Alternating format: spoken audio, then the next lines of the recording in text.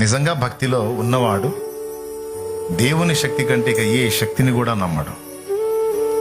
నీ రోగం ఎంత శక్తివంతమైందైనా సరే దానికంటే శక్తివంతుడు దేవుడు. నీ సమస్య ఎంత శక్తివంతమైందనే ఆ సమస్య యొక్క శక్తిని నమ్మడు భక్తుడు. సమస్య కంటే గొప్పవాడు ఇక్కడ ఉన్నాడు.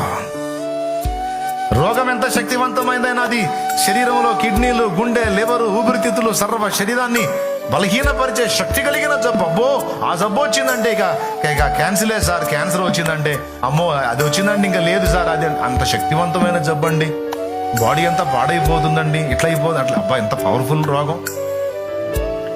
షుగర్ వచ్చిందంటే ఇంక అంతే సంగతులండి, అంత శక్తివంతమైన జబ్బండి, అన్ని అవయవాలు జడగొట్టేసిద్దండి, ఎంత శక్తివంతమైందో అని రోగము యొక్క శక్తిని గురించి పొగిడి మాట్లాడుకుంటా ఉంటాం మనుషులుగా.